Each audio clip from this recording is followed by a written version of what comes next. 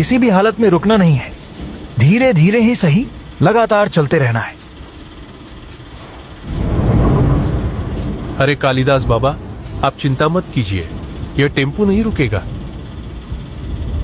वैसे बाबा, इतनी रात को क्या काम पर गई जो इतनी जल्दी में जा रहे हैं? समस्या समय देखकर नहीं आती रघु, वह कभी भी अचानक आ खड़ी होती है। कुछ घंटे पहले तक सब कुछ बिल्कुल ठीक चल रहा था, तभी अचानक मेरी बिटिया का फोन आया। उसने घबराई हुई आवाज में बताया कि मेरी बेटी को किसी बुरी छाया ने अपने वश में कर लिया है और वह अजीब सा व्यवहार कर रही है। यही सुनकर मुझे तुरंत घर से चलना पड़ा। अच्छा, तो छोटी बिटिया को किसी भूत ने पकड़ लिया है। लगता है उस भूत को यह जरा भी अंदाजा नहीं कि उसका नाना कोई साधारण इंसान नहीं बल्कि तांत्रिक ओझा है।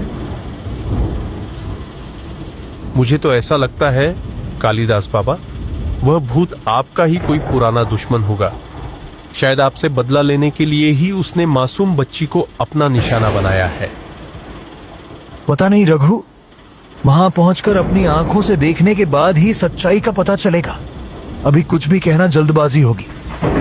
कालिदास और रघु बातचीत करते हुए इस मूसलाधार बारिश को चीरते हुए धीरे धीरे आगे बढ़ रहे थे। चारों ओर घना अंधेरा छाया हुआ था, इतना गहरा कि दूर दूर तक अंधेरे के सिवा कुछ भी दिखाई नहीं दे रहा था। तभी अचानक बारिश पूरी तरह रुक जाती है और आसमान में बिजली की गर्जना भी बंद हो जाती है। देखो, बारिश भी थम गई। हाँ रघु, बारिश भी अब रुक गई है। अब हम लगभग पहुंचने ही वाले हैं, इसलिए तुम्हें थोड़ा जल्दी चलाना होगा। रास्ता भी अभी सुरक्षित है। हाँ कालिदास बाबा, आप चिंता मत कीजिए, मैं गाड़ी अब थोड़ा तेजी से खींचता हूँ। जैसे ही रघु गाड़ी की रफ्तार बढ़ाता है, कुछ ही घंटों में वे कनिका के घर पहुंच जाते हैं। पहुंचते ही रघु धीरे धीरे गाड़ी को रोक देता है।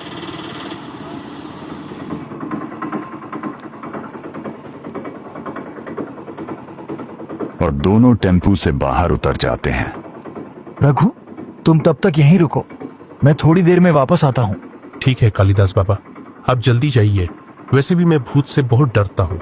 मैं तब तक यहीं आपका इंतजार करता हूँ। कालिदास बाबा बिना समय गंवाए वहां से तेज कदमों से निकल पड़ते हैं और उधर रघु टेम्पू बंद करके अकेला ही उसमें बैठा रहता है।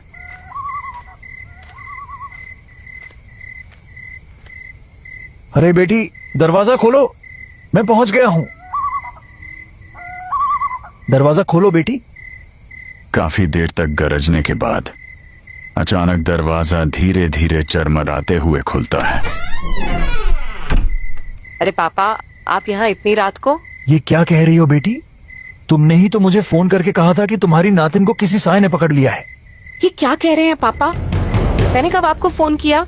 आपकी नतनी तो सो रही है।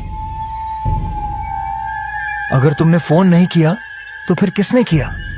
कॉल पर आवाज तो तुम्हारी ही थी। तुम रो रो कर कह रही थी कि पापा, आपकी नतनी को किसी साय ने पकड़ लिया है। अगर आप नहीं आओगे तो बहुत अनर्थ हो जाएगा, इसलिए मैं इतनी तेज बारिश में भी यहाँ चला आया। अच्छा, ये सब छोड़िए पापा, ये बताइए किस नंबर से कॉल आया था? शायद कोई नया नंबर था बेटी। हड़बड़ी में मैंने तुम्हारे नंबर पर कॉल करके भी चेक नहीं किया। लगता है पापा किसी और ने आपको फोन करके मजाक किया है, लेकिन आप तो कह रहे हैं कि आवाज मेरी थी। आखिर ऐसा कैसे हो सकता है? खैर, ये सब छोड़िए पापा, आइए घर के अंदर चलिए। अब आप कल ही घर जाइएगा। नहीं बेटी, तुम अंदर जाओ, मैं फिर किसी दिन आऊंगा। मैं अकेला नहीं आया हूँ, मेरे साथ एक टेम्पू वाला भी है। ठीक है बेटी, अब मैं चलता हूँ। कालिदास इतना कहकर वहां से मुड़ जाता है। चलते चलते उसके मन में एक ही सवाल गूंजता रहता है, आखिर उसे कॉल किसने किया था? रघु, टेम्पू स्टार्ट करो, अब हमें घर के लिए निकलना है। अरे कालिदास बाबा, आप तो इतनी जल्दी लौट आए। क्या हमारी छोटी बिटिया ठीक हो गई? रघु, गाड़ी स्टार्ट करो, रास्ते में सब कुछ बताऊंगा। कालिदास ज्यादा कुछ नहीं कहता, वह बस रघु से गाड़ी स्टार्ट करने को कह देता है। ड्राइवर भी ज्यादा कुछ नहीं बोलता। वह चुपचाप टेम्पो स्टार्ट करता है और वहां से निकल पड़ता है। कालिदास बाबा, अब बताइए उस भूत का क्या हुआ? क्या आपने उसे किसी बोतल में कैद कर लिया या वहीं उसका अंत कर दिए? नहीं रघु, ऐसा कुछ भी नहीं हुआ। बेटी ने कहा कि यहाँ ऐसा कुछ हुआ ही नहीं है। ये कौन सी बात हुई कालिदास बाबा? आप बोल रहे थे कि मेरी नतनी को किसी साया ने पकड़ लिया है, और अभी आप बोल रहे हैं कि मेरी बेटी ने कहा ऐसा कुछ हुआ ही नहीं है। समझ में नहीं आ रहा बाबा कि आप झूठ बोल रहे हैं या आपकी बेटी। मुझे खुद समझ में नहीं आ रहा रघु कि मेरे साथ क्या हो रहा है। मैं तो घर पर सब कुछ छोड़ छाड़ कर वहां से निकल पड़ा, यह सोचकर कि कहीं मेरी नतनी को कुछ हो ना जाए। कालिदास के मन में यह सवाल बार बार घूम रहा था, आखिर उसे कॉल किसने किया? वह पूरे ध्यान से सोचता रहा कि उसके साथ यह मजाक किसने किया, लेकिन उसे कोई जवाब नहीं मिल पा रहा था। ड्राइवर भी मन ही मन सोच रहा था, लगता है मैं इस बाबा के चक्कर में फंस गया हूं, यह मुझे गोल गोल घुमा रहा है। कुछ देर चलने के बाद ड्राइवर अपनी गाड़ी को धीरे धीरे रोक देता है।